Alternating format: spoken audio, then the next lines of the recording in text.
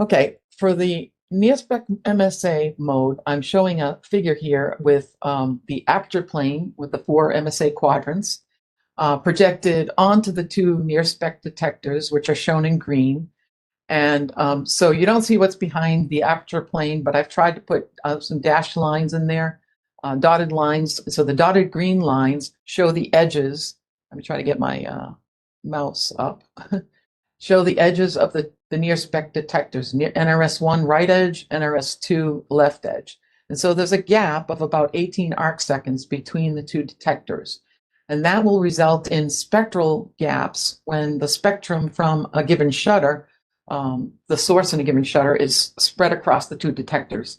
There are missing wavelengths in any single exposure that has the traces spread across the detectors. So the planning software was written to, accommodate dithers for that, and also to plan for dithers for other reasons, because the NIRSpec PSF is undersampled or critically sampled in some cases, so we will want to dither. There are distortions in the telescope and instrument optics as well that we have to take into account in any planning software that you use, and that results in positional differences in sources on the MSA field of view relative to one another because of those distortions. So we have to compute what those distortions are and project those sources onto the MSA correctly. There's also telescope velocity aberrations that we have to take into account. Depending on, so that has to do with a distortion that's caused when you're not pointing in the same direction as the velocity vector of the telescope. There are also the very real MSA 4 quadrants look like this. So there are a number of inoperable shutters. There are vignetted shutters that you see in sort of black along the edges here. So those are blocked from any light to get through. And there are failed shutters that you see in sort of patches all across the MSA. There are shorted rows and shorted columns that you see here as well, that have been taken into account in terms of our operability reference file that we apply in the tool. And then APT users, so the way we do this is we have a monitoring program. We monitor the shutter operability through these monitoring programs periodically. And when we get a change or a difference in results, we often get changes with failed closed shutters. That can happen very often. They don't really affect things too badly, but failed open shutters can actually block out larger regions of the MSA that you can't plan sources in. So those have a larger effect proportionally. And those are monitored with this monitoring program that we have. And then we update the reference file in the SciAv. And then APT goes and grabs the latest reference file and then alerts users if there are now any new conflicts with what plans that they've already designed in MPT. So they can actually see these little yellow warning triangles saying that you've got a conflict with for your primary source. One of the background shutters won't work anymore because there's a conflict. You'll see our little reminders like that.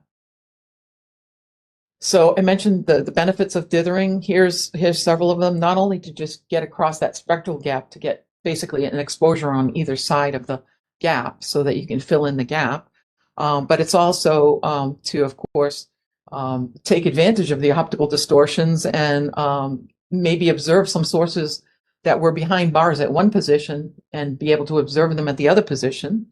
And then is to mitigate the detector artifacts. So there's areas of the detector that would have less quantum efficiency than other areas. So this will help by dithering.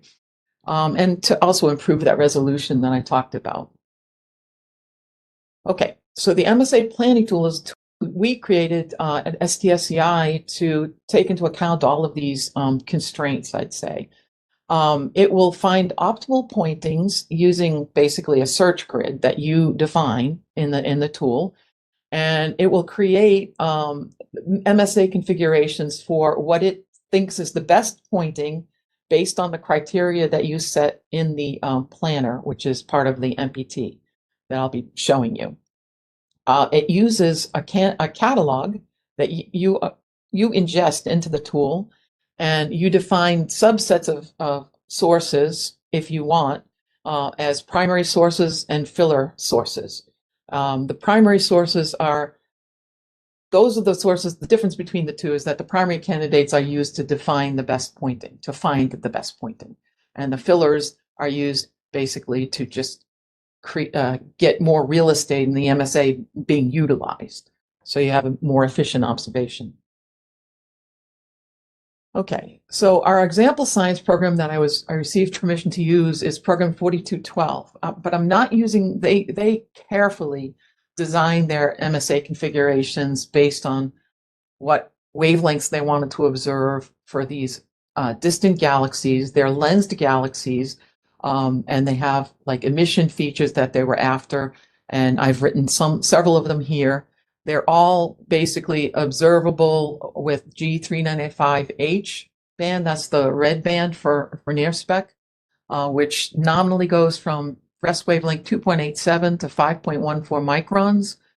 But for the most distant sources, highest richest sources in this field that they want to look at, which are actually their primaries, they have defined a number of secondary lines because those other lines, the primary lines, are actually not observable in G395H. They have to see those lines. But MIRI is less sensitive, so they decided to use NIRSpec first and then see what they could see. And then they have the image that goes along with this that I've loaded into Aladdin. I'm going to show you how to produce an image like this.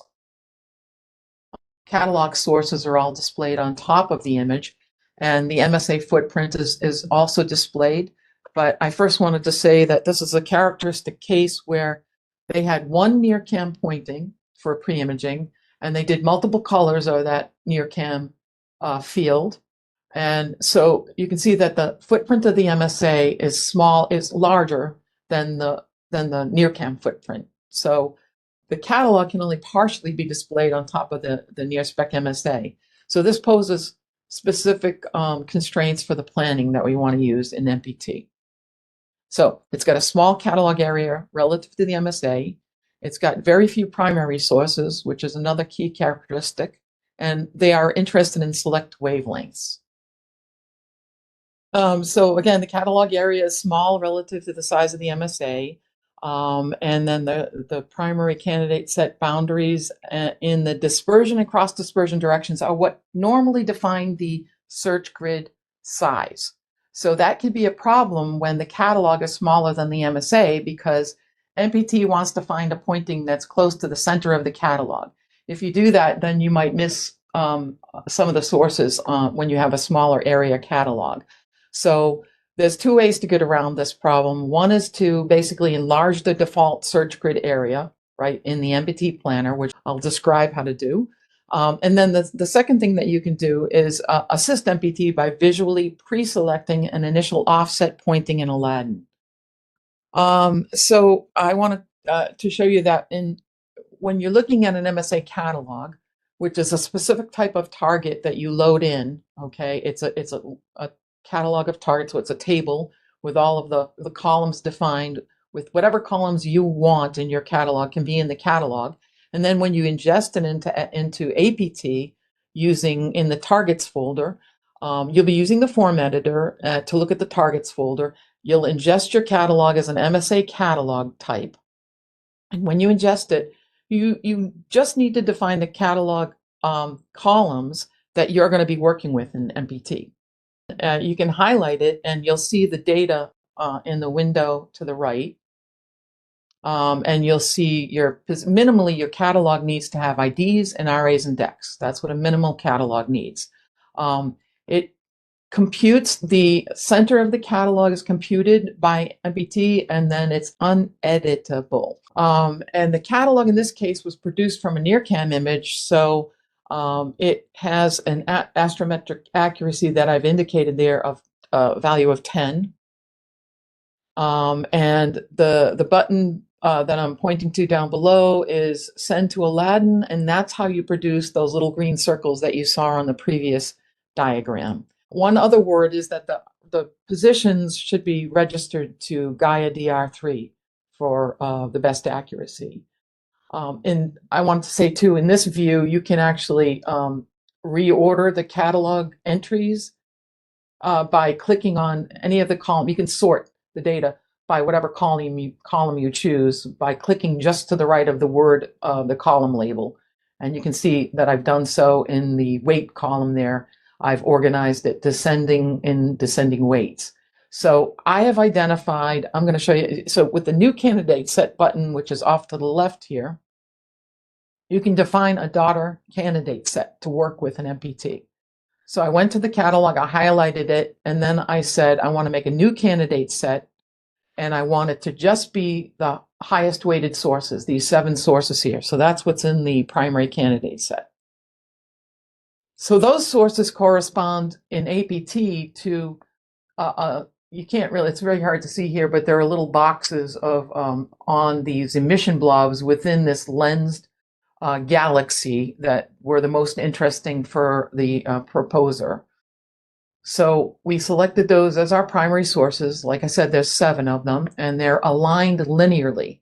So in this case, you'd probably want to put a special requirement on your observation so that you can optimize the observation of this feature, because it is aligned so linearly. You want the dispersion direction to be perpendicular to that long axis.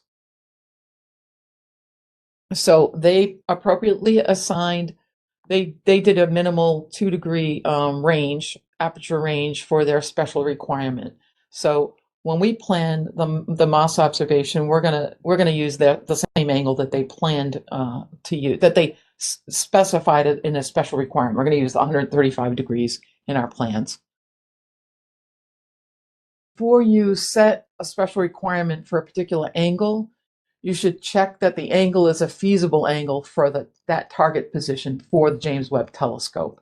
And the way to do that is actually to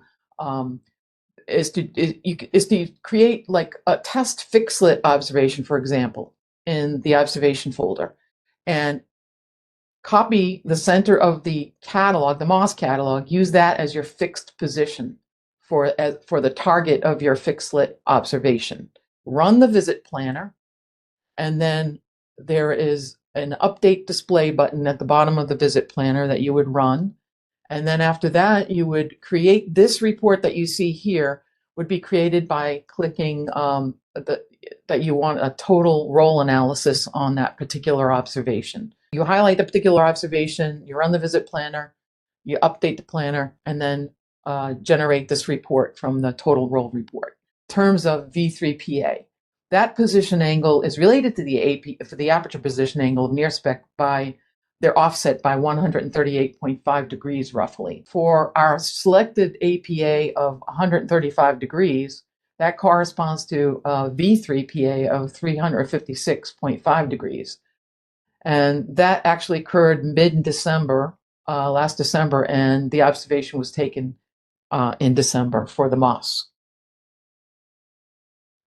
Just a word about the Moss process. We have, unlike any other instrument mode on James Webb, this requires a 2-phase process. So there are 2 submission deadlines. The initial one is the one that the rest of the folks have, and that's the proposal deadline. And in that one, you would want to define a realistic placeholder Moss observation, and you would want to define fully any NIRCam or other pre-imaging that you want to get in that within the proposal. And then after the proposals go through the TAC and are accepted, they get assigned an aperture position angle. So in order to do that, we do that in order to be able to schedule things more efficiently, Moss observations more efficiently. So we select the angle for you, and I will say that unless you have a special requirement designating an angle, a fixed angle, or an angle range, it has no bearing on whatever planning angle you use. The schedulers will use whatever they can to fit your observation in. So that's just something to keep in mind when you're preparing your proposal. that's the time when you want to specify any fixed angle or angle range before we go ahead and try to get an aperture position angle for you. So the second deadline is 2 months before the plan windows start. And that is when we expect to have the final Moss observation planned accurately, so with reference stars, etc. So the catalog will have been updated by any NIRCam imaging maybe that you had to get or had to wait for, and then you'll just, so you'll have a fully prepared catalog after that with reference stars defined. Okay, so for proposal submission, the things we need are at the bottom of that box there. We need the number of pointings, the number and MSA configurations, and we need the number of visits and visit durations, of course, in order to schedule it. And we definitely want to know if there are any special requirements at that time, if we can. A lot of people do add them later, but there's a process for adding special requirements, and sometimes we can't allow for that. So it's always best to do that, up front. Evaluate your Moss observation up front and decide if you're going to need one, especially if there's any sensitivity to the angle for your results. You should test a number of different angles in the planner. And then any pre-imaging must also be completely defined as well.